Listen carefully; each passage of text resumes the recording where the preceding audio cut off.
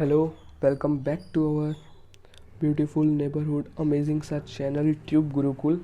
और first of all wish you 9 subscribers. ऐसे ही support करते रहना। हाँ, लाइक्स 10 है, केवल एक लाइक दूर रह गए टारगेट से। कोई बात नहीं, इसे कंटिन्यू करेंगे। 62 व्यूज़ भी आए हैं, होप वो भी हमें लाइक करें।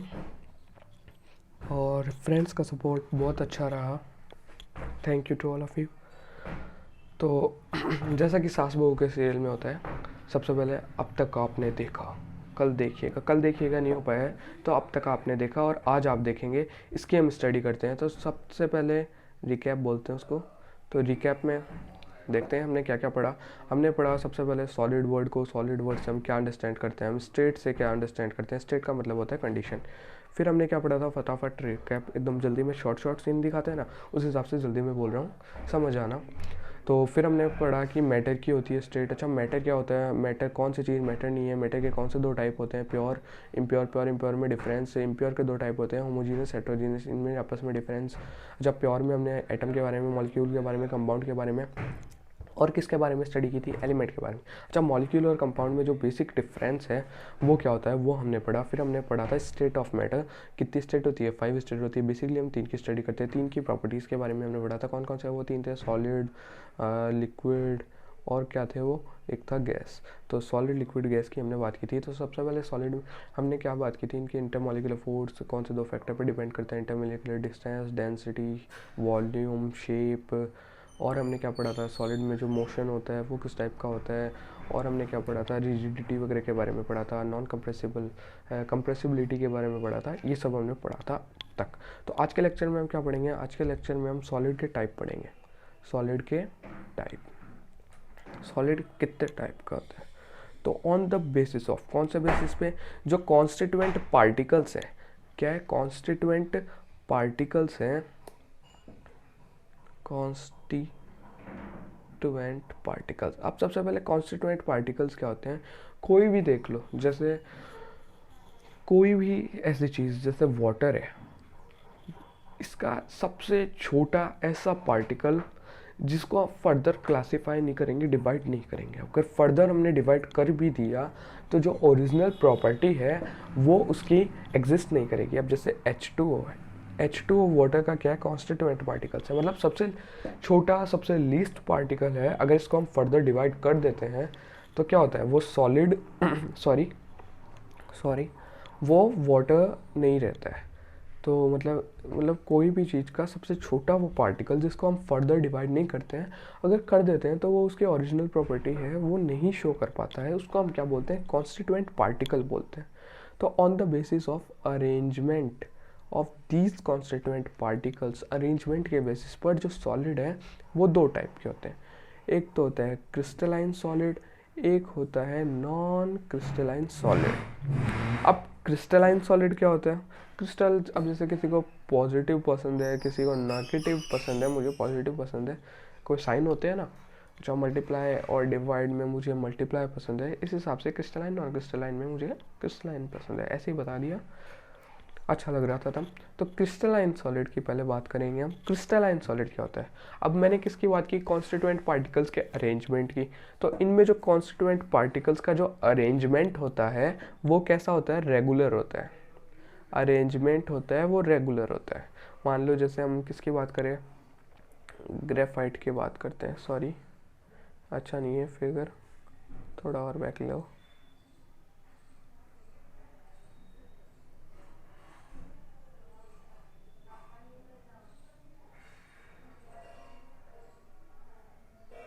तो ये जो पार्टिकल्स का अरेंजमेंट है वो कैसा होता है, क्रिस्टलाइन सॉलिड में रेगुलर होता है, डेफिनिट होता है। कैसा होता है, डेफिनिट होता है पार्टिकल्स का अरेंजमेंट। वहीं हम बात करें किसकी, नॉन क्रिस्टलाइन सॉलिड की, नॉन क्रिस्टलाइन सॉलिड की। तो नॉन क्रिस्टलाइन सॉलिड में ये जो अरेंजमेंट होगा किसका, कॉन्स्टिट्यूएंट पार्टिकल्स का, वो कैसा होता है, इर्रेगुलर होता है। कैसा होता है, इर्रेगुलर होता है। एग्जाम्पल की हम बात करते हैं, जैसे क्वार्ट्ज। अच्छा, क्वार्ट्ज एक मस्त एग्जाम्पल है, क्रिस्टलाइन और नॉन क्रिस्टलाइन दोनों का ही है। कैसे? जो क्वार्ट्ज का क्रिस्टल होता है उसकी शेप होती है वो कैसी होती है? हेक्सागोनल होती है। कैसी होती है? हेक्सागोनल, एकदम डेफिनेट। समझ सकते हैं आप? थोड़ा इस स्टाइलिस को चलाने में वैसे दिक्कत ही आती है, हो जाएगी पेन। तो इसकी डेफिनेट क्या होती है? क्वार्ट्ज की खुद की, जो क्वार्ट्ज का क्रिस्टल होता है, किससे बना होता है क्वार्ट्ज का crystal? SiO4, silicate unit. Unit का हम बाद में डिस्कस करेंगे, यूनिट क्या होती है। बेसिकली यही मान लो यूनिट क्या है, इसका सबसे छोटा पार्ट है, सबसे छोटा पार्ट है, जिसको फर्दर हम क्या करेंगे? एक्सटेंड करेंगे तो पूरी जो पूरा क्रिस्टल है वो बन जाएगा। ठीक है, तो जो क्वार्ट्ज है इसका क्रिस्टल कौन सा है? सिलिकेट यूनिट होती है इसकी, जो स्मॉलेस्ट यूनिट है। तो ये जो सॉरी, जो एक क्वार्ट्ज है इसका जो क्रिस्टल होता है वो तो क्या होता है? 1 मिनट।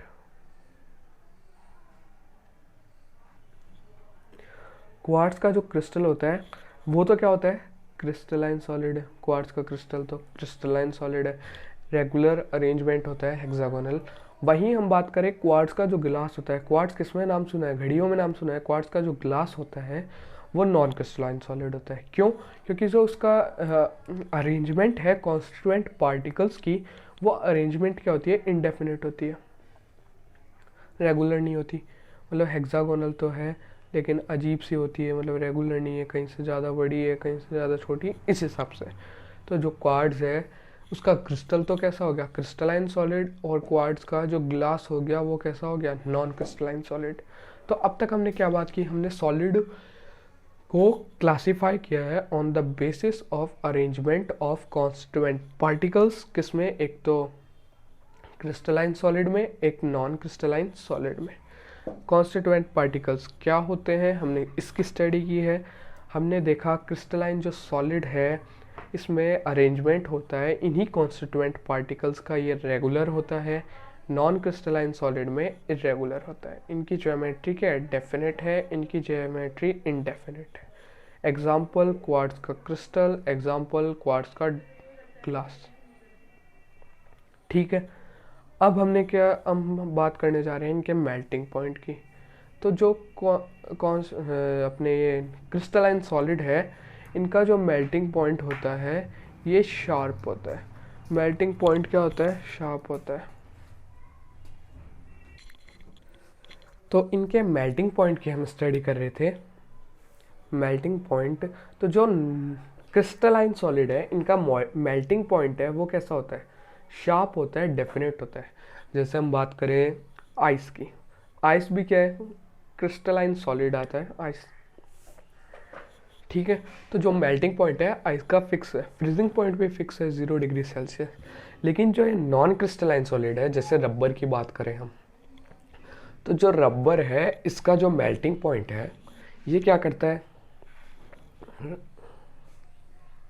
1 सेकेंड। रबर का जो मेल्टिंग पॉइंट है ये वेरी करता है, रेंज में वेरी करता है। जैसे मान लो पहले सॉफ्ट होना शुरू होगा, फिर मेल्ट होना शुरू होगा, फिर बर्न होगा, इस हिसाब से वेरी करता है। जबकि जो क्रिस्टलाइन सॉलिड है इनका मेल्टिंग पॉइंट कैसा होता है? शार्प होता है। और नॉन क्रिस्टलाइन सॉलिड का क्या करता है? वेरी करता है। अब थोड़ा सा मैंने रबर का एग्जांपल लिया है तो थोड़े बहुत लोग कंफ्यूज हो रहे होंगे। जैसे कि रबर क्या है? हम एक पॉलीमर है, पॉलीमर, और पॉलीमर में हमने क्या पढ़ा था? एक मोनोमर यूनिट होती है, उसको एन करते हैं, ये फर्दर आगे ऐसे ही चलती रहती है। तो ये तो क्या है? रेगुलर अरेंजमेंट है। तो ये क्रिस्टलाइन सॉलिड क्यों नहीं है? जैसे हम बात करें इथीन की, हम बात करें इथीन होता है, पॉलीथीन में इथीन होता है, इथीन एन ऐसे करते हैं हम शो, और ये फर्दर क्या ऐसे चलता रहता है। तो रेगुलर ऐसे ही चल रहा है इसी अरेंजमेंट के साथ। तो ये क्या नहीं है? क्रिस्टलाइन सॉलिड क्यों नहीं है? क्यों नहीं है भाई क्रिस्टलाइन सॉलिड, रबर और ये सब? क्योंकि इनका जो अरेंजमेंट है ये क्या है? शॉर्ट रेंज है। ये भी थोड़ा सा जान लेते हैं, शॉर्ट रेंज है। तो अब जैसे क्रिस्टलाइन सॉलिड में हमने क्या कहा था? अरेंजमेंट क्या होना चाहिए? रेगुलर। और कैसा होना चाहिए? लॉन्ग रेंज्ड होना चाहिए, मतलब लंबे समय तक, मतलब बिलियंथ ट्रिलियंथ पे भी पहुंच जाओ तब भी वो ऐसे ही फॉलो होना चाहिए। तब हम उसको क्या बोलते हैं? क्रिस्टलाइन सॉलिड बोलते हैं। और नॉन क्रिस्टलाइन सॉलिड में क्या होगा? इरेगुलर होगा अरेंजमेंट, और कैसा होगा? अगर शॉर्ट रेंज होगा, शॉर्ट रेंज होगा। एग्जांपल हमने देख लिया था क्वार्ट्ज का क्रिस्टल और क्वार्ट्ज का ग्लास। मेल्टिंग पॉइंट की जैसे हम बात कर रहे थे, मेल्टिंग पॉइंट क्या होता है इसका, तो क्या होता है शार्प होता है क्रिस्टलाइन सॉलिड का, और नॉन क्रिस्टलाइन सॉलिड का मेल्टिंग पॉइंट क्या होता है, वेरी करता है लॉन्ग रेंज में, वेरी करता है। मतलब क्या होता है, वेरी करता है, वेरी मतलब पहले सॉफ्ट होना शुरू होगा फिर मेल्ट होना शुरू होगा, इस हिसाब से। अब हम इनके कूलिंग ग्राफ की बात करते हैं, ग्राफ में शो करते हैं इस चीज़ को ग्राफ में। तो जो क्रिस्टलाइन सॉलिड है इनका ग्राफ क्या होता है, डिसकंटिन्यूस है। डिसकंटिन्यूस को जिगजैग से शो कर दो। डिसकंटिन्यूस मतलब मान लो कंटिन्यूस हम किसको बोलेंगे, जैसे टेम्परेचर, टेम्परेचर मान लो क्या कर रहे हैं हम, इंक्रीज कर रहे हैं, तो इसकी जो मान लो टेम्परेचर इंक्रीज करने पर जो मेल्टिंग इसकी स्टेट है, मोल्टन स्टेट क्या हो रही है, इंक्रीज हो रही है। किसकी, नॉन क्रिस्टलाइन सॉलिड की, रबर है कि टेम्परेचर इंक्रीज कर रहे हैं, पहले सॉफ्ट हो रहा है फिर मेल्ट मेल्ट मेल्ट होता जा रहा है। तो ये क्या आ रहा है, ग्राफ कंटिन्यूस आ रहा है, कंटिन्यूस आ रहा है। इसको चाहे ऐसे शो कर दो कि टेम्परेचर हम क्या कर रहे हैं, इधर टेम्परेचर ले लेते हैं, इधर वो लेते हैं क्या, रिजिडिटी। इस हिसाब से रिजिडिटी मैक्सिमम है, टेम्परेचर जैसे जैसे इंक्रीज कर रहे हैं रिजिडिटी इनके जो है वो कम हो रही है। तो ये ग्राफ है, कूलिंग ग्राफ मान लो, इस हिसाब से आपको एक्सप्लेन किया है। तो जो कूलिंग ग्राफ है किसमें, क्रिस्टलाइन सॉलिड में, वो तो क्या होता है, डिसकंटिन्यूअस होता है। नॉन क्रिस्टलाइन सॉलिड में जो एक कूलिंग ग्राफ होगा वो क्या होगा, कंटिन्यूअस होगा। जैसा कि हमने देखा टेम्परेचर इंक्रीज कर रहे हैं उस हिसाब से मेल्टिंग पॉइंट वगैरह भी, फ्रीजिंग पॉइंट, इस हिसाब से मैंने आपको थोड़ा सा एक्सप्लेन करने के लिए बताया है। तो आप आइडिया लगा सकते हैं यहाँ से। क्रिस्टलाइन का क्या होता है, डिसकंटिन्यूअस होता है, जिगजैग टाइप होता है। तो मेल्टिंग पॉइंट भी होप आपको समझ में आ गया होगा। हमने क्या पढ़ा, ज्योमेट्री की हमने बात कर ली, डेफिनेट इनडेफिनेट ज्योमेट्री होती है, रेगुलर अरेंजमेंट उसमें क्या होता है, रेगुलर होता है, इनमें क्या होता है, लॉन्ग रेंज होता है, इनमें क्या होता है, शॉर्ट रेंज होता है। Melting point, sharp melting point, और इनका इनडेफिनेट होता है, वेरी करता है, ठीक है। इनकी हमने किसकी बात की, कूलिंग ग्राफ की। कूलिंग ग्राफ क्या होता है इनका, कंटिन्यूअस नहीं होता, डिसकंटिन्यूअस होता है। इनका क्या होता है, कूलिंग ग्राफ कंटिन्यूअस होता है। अब जो हम बात करने जा रहे हैं, पहले इसके हम थोड़े से एग्जांपल्स ले लेते हैं क्रिस्टलाइन सॉलिड के। तो क्रिस्टलाइन सॉलिड का जो मस्त एग्जांपल है वो कौन सा है, डायमंड। कौन सा है, डायमंड, इसका मस्त एग्जांपल है। और क्या होता है, ग्रेफाइट है। आपको थोड़ा सा सब कुछ मैं एक्सप्लेन करूँगा, एक मस्त टॉपिक आने वाला है इसके बाद। ग्रेफाइट है, और जितने भी हमारे मेटल्स हैं, FeCu Ag, ये सारे क्या है, इसके एग्जाम्पल है। नॉन क्रिस्टलाइन के एग्जाम्पल कौन कौन से होंगे, नॉन क्रिस्टलाइन के एग्जाम्पल होंगे जैसे हम बात कर रहे हैं पीवीसी की क्वार्टर्स, जैसे ग्लास की हमने बात की, हमने प्लास्टिक की बात की, हमने रबर की बात की। तो ये क्या है, नॉन क्रिस्टलाइन के एग्जाम्पल। अब इनकी जो मेन प्रॉपर्टी है जिसको हम स्टडी करने जा रहे हैं वो कौन सी है, आइसोट्रॉपी और एनआइसोट्रॉपी। आइसोट्रॉपी और एनआइसोट्रॉपी। तो आइसोट्रॉपी एनआइसोट्रॉपी की में पढ़ने जा रहे हैं हम। ओके, 1 सेकेंड, 1 मिनट, ये स्टाइलिस काम ही नहीं कर रहा, 1 सेकेंड रुकना आप। तो हम जो प्रॉपर्टी की बात करने जा रहे थे, कौन कौन सी थी वो प्रॉपर्टी, एक तो थी एनआइसोट्रॉपी, आइसोट्रॉपी, और कौन सी प्रॉपर्टी थी, एनआइसोट्रॉपी। कौन सी थी, एनआइसोट्रॉपी। तो सबसे पहले बात कर लेते हैं हम आइसोट्रॉपी की। तो आइसोट्रॉपी क्या होता है, आइसोट्रॉपी मतलब आइसोट्रॉपी, ये क्या बोल गया मैं, आइसोट्रॉपी मतलब, आइसोट्रॉपी मतलब क्या होगा, आइसोट्रॉपी का मीन्स होता है कि मतलब प्रॉपर्टीज़ क्या है, सेम है। प्रॉपर्टीज़ क्या है, सेम फिजिकल प्रॉपर्टीज़ मान लो, फिजिकल प्रॉपर्टी जैसे हम लेंगे रेडिएटिव इंडेक्स लेंगे, हम इलेक्ट्रिसिटी लेंगे, हम हार्डनेस की बात कर लेते हैं। ये क्या होगी, same in different direction. Direction कैसी होगी, डिफरेंट होगी। डिफरेंट डायरेक्शन में भी क्या होगा, प्रॉपर्टीज़ हमेशा सेम रहेगी। इसको एक्सप्लेन करूँगा बाद में, आप एग्जांपल लूँगा एक एग्जांपल तो मैंने सर से लिया है, यूट्यूब से ही उठाया है, सीधी सीधी बात बोलते हैं, झूठ नहीं बोलते हैं। और एक एग्जांपल थोड़ा सा मैंने कहीं पढ़ा था बुक में, वो उठाएंगे, ठीक है। तो आइसोट्रॉपिक का आप जनरल मीनिंग समझ गए। आइसोट्रॉपिक मतलब same properties in different direction. वहीं हम बात करें एनाइसोट्रॉपी की, तो एनाइसोट्रॉपी में क्या होता है, different properties in different direction. Different property होगी, डिफरेंट प्रॉपर्टी शो करेगा डिफरेंट डायरेक्शन में। तो एनाइसोट्रॉपिक कौन होते हैं, क्रिस्टलाइन सॉलिड होते हैं। एनाइसोट्रॉपिक कौन होते हैं, क्रिस्टलाइन सॉलिड जो होते हैं वो क्या होते हैं, एनाइसोट्रॉपिक होते हैं, एनाइसोट्रॉपिक। और जो नॉन क्रिस्टलाइन सॉलिड होते हैं वो क्या होते हैं, आइसोट्रॉपिक होते हैं। मतलब इनकी जो प्रॉपर्टी है हर डायरेक्शन में सेम रहती है, और जो क्रिस्टलाइन सॉलिड है इनकी प्रॉपर्टी अलग हो जाती है अलग अलग डायरेक्शन में। कैसे, लोग बोल रहे होंगे कि है ना, इनका तो अरेंजमेंट भी क्या है, रेगुलर है, तो फिर डिफरेंट कैसे हो जाती है, अभी एक्सप्लेन करते हैं। ग्रेफाइट का नाम सुना है, ये मैंने बुक से पढ़ा था, ये बता देता हूँ पहले आपको। ग्रेफाइट का एग्जाम्पल देख लेते हैं। ग्रेफाइट अपने कैसे होता है,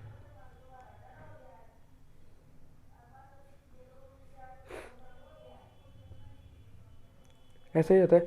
फिर इसके नीचे ये तो मान लो फर्स्ट लेयर है, ऐसे ही सेकंड लेयर नीचे आएगी, और इनके बीच में क्या होता है, डिस्टेंस होता है। डिस्टेंस होता है ना, सबको इतना तो क्लियर होगा। इनके बीच में क्या है, मान लो यहाँ पे सेकंड लेयर है, तो यहाँ पे क्या है, इनके बीच में डिस्टेंस है। अब इलेक्ट्रॉन ग्रेफाइट में कहाँ पे प्रेजेंट होंगे, सीधी सी बात है, ये डिस्टेंस है, गैप में तो प्रेजेंट नहीं होंगे। इसी जो ये शीट है, ये अपने शीट है, इसी शीट में फ्लो करेंगे, और इसके इलेक्ट्रॉन भी क्या है, इसी शीट में। तो हॉरिजॉन्टली जब हम देखेंगे तो क्या इलेक्ट्रिसिटी फ्लो हो रही है, फ्लो हो रही है, सही बात है। इलेक्ट्रॉन इलेक्ट्रॉन के फ्लो से ही तो इलेक्ट्रिसिटी होती है ना। तो इलेक्ट्रिसिटी क्या फ्लो हो रही है, हो रही है। अगर हम परपेंडिकुलर की बात करें, परपेंडिकुलर, तो इनके बीच में तो डिस्टेंस आ गया, यहाँ पे कांटेक्ट कुछ है नहीं, तो क्या इलेक्ट्रिसिटी फ्लो हो पाएगी, नहीं। तो ये क्या है, क्या हो गया, मतलब डिफरेंट डायरेक्शन। पहले हम हॉरिजॉन्टल की बात कर रहे थे, तो हॉरिजॉन्टल में क्या है, इलेक्ट्रिसिटी फ्लो हो रही है। वर्टिकल में क्या है, फ्लो नहीं हो रहे हैं, तो मतलब डिफरेंट डायरेक्शन, डिफरेंट प्रॉपर्टी की बात आ गई, ठीक है। तो इतना सबको होप क्लियर हुआ होगा। वहीं हम सेकंड एग्जांपल लेते हैं। एक सर का यूट्यूब पे देखा था मैंने कि यहाँ पे क्या है, मिलिट्री मैन है, मान लो मिलिट्री मैन, मिलिट्री मैन यहाँ पे मान लो राजस्थान पुलिस, और यहाँ पर मान लो अपने इंडियन बीएसएफ मान लो, यहाँ पे कोई सी भी मान लो आप, दिल्ली पुलिस है, राजस्थान पुलिस है, मिलिट्री मैन है।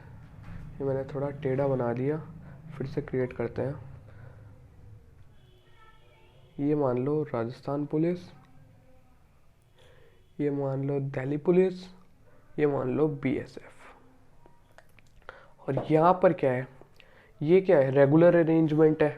रेगुलर अरेंजमेंट है मतलब क्या होगा, कैसे है रेगुलर अरेंजमेंट मतलब, अब आप लोग ऐसे कंफ्यूज मत हो जाना बिल्कुल भी कि मतलब है ना, मतलब ये अलग अलग नहीं हो सकते। जैसे हमने बात की थी H2O का जो आइस है वो क्या है, क्रिस्टल है, तो वो मतलब कैसा है, उसमें H के भी होंगे और O के भी होंगे। सीधी सी बात है ना, एटम्स H के भी होंगे और O के भी होंगे। उस हिसाब से ये कि दिल्ली पुलिस भी हो सकती है, और मतलब Delhi police, Rajasthan police, BSF एक साथ भी हो सकते हैं, है ना। मतलब समझ गए ना आप कहने का क्या मतलब है। और एक तरफ ये क्या है, नॉन क्रिस्टलाइन सॉलिड है, मतलब कोई शादी चल रही है यहाँ पर, मतलब सब अपनी ड्यूटी पे है। यहाँ पर क्या चल रही है इनकी, इनमें से किसी एक की शादी है, तो शादी में सब जी में रहे। कोई इधर ये मान लो राजस्थान पुलिस है, ये बीएसएफ है, ये दिल्ली पुलिस का आ गया, ये राजस्थान पुलिस का आ गया, ये बीएसएफ का आ गया। तो अब देखो, हम इस डायरेक्शन के अलोंग जाएंगे तो हमें लेफ्ट साइड में कौन मिल रहा है, ये बताओ। लेफ्ट साइड में हमें पहले कौन मिल रहा है, बीएसएफ, फिर दिल्ली पुलिस, फिर राजस्थान पुलिस, यही इधर चल रहा है, BSF, Rajasthan police, Delhi police. अच्छा, हम इस डायरेक्शन के अलॉन्ग जाएंगे तो ये बताओ, इस तरफ तो सारे कौन मिल रहे हैं हमें, राजस्थान पुलिस के, इस तरफ हमारे कौन मिल रहे हैं, दिल्ली पुलिस के, है ना। इस यहाँ पर दिल्ली पुलिस मिल रही है, यहाँ पे राजस्थान। मतलब यहाँ पर जाएंगे तो एक, मतलब अपने राइट लेफ्ट हमें एक ही तरीके के पार्टिकल्स मिल रहे हैं। और जबकि हम कैसे जा रहे हैं, हम मान लो ऐसे सॉरी, हम ऐसे जा रहे हैं, तब हमें क्या आ रहा है, पहले कोई अलग पार्टिकल, फिर अलग, फिर अलग, यहाँ पे भी अलग अलग अलग ऐसे मिल रहे हैं। और यहाँ पे जा रहे हैं तो एक along this side same particle along this side, मतलब डायरेक्शन चेंज होते ही प्रॉपर्टी क्या हो रही है, डिफर हो रही है। वहीं हम इस शादी के पंडाल की बात करें, यहाँ पे जीवन चल रहा है, पंगत लग रही है लोगों की, तो यहाँ पे चाहे हम ऐसे जाएँ, चाहे ऐसे जाएँ, चाहे ऐसे जाएँ, हमें डिफरेंट ही मिल रहे हैं। चाहे इधर जाओ पहले बीएसएफ वाला मिल जाएगा, फिर दिल्ली पुलिस, चाहे इधर जाओ, मतलब सेम रेगुलर अरेंजमेंट नहीं है। तो ये कैसा हो गया, नॉन क्रिस्टलाइन है, ये क्रिस्टलाइन है। तो क्रिस्टलाइन सॉलिड क्या कर रहा है, एनाइसोट्रॉपिक है, डिफरेंट डायरेक्शन में जाओ, डिफरेंट प्रॉपर्टी। अच्छा, और यहाँ पे ये नॉन क्रिस्टलाइन सॉलिड है, नॉन क्रिस्टलाइन सॉलिड में आइसोट्रॉपिक नेचर है, कहीं से भी चल जाओ आपको वही भीड़ भाड़ मिलेगी, वही अलग अलग तरह के लोग मिलेंगे, वो लाइन में, मतलब पर्टिकुलर लाइन में नहीं लगे होंगे।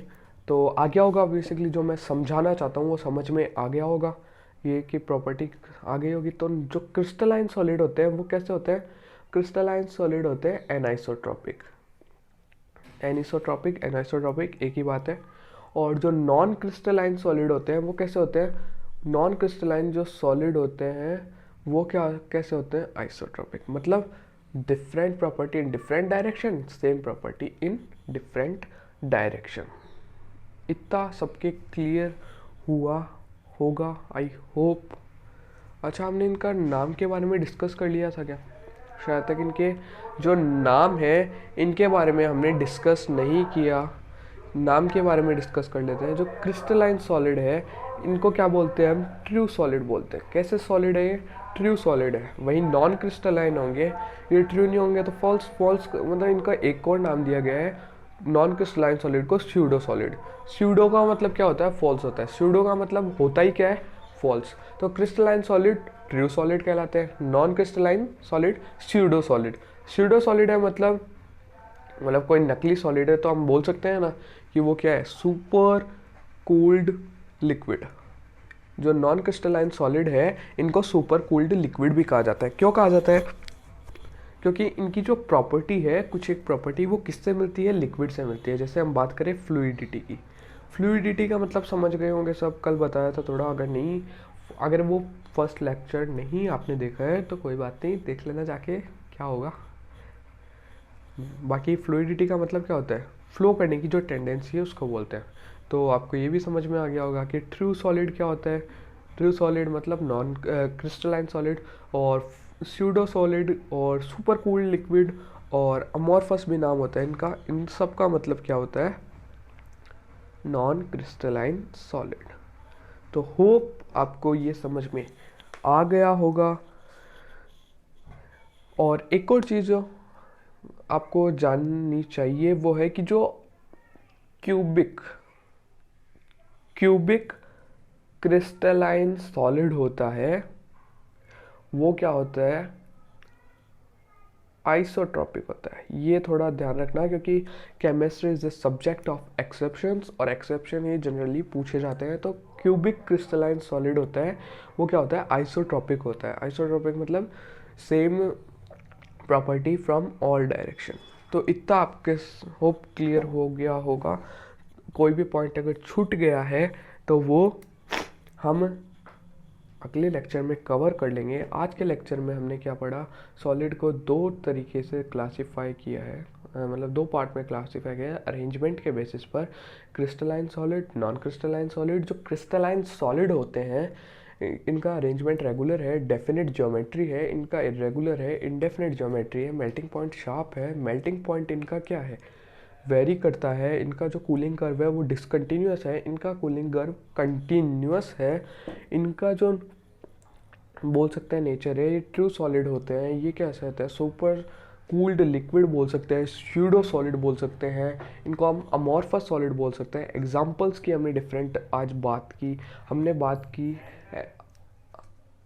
हमने बात की हम बात कर रहे हैं कि हमने एनाइसोट्रॉपिक की हमने बात की। एनाइसोट्रॉपिक क्या होता है हमने बात की। आइसोट्रॉपिक क्या होते हैं, एनाइसोट्रॉपिक क्या होते हैं, हमने अलग अलग एग्जाम्पल्स की बात की।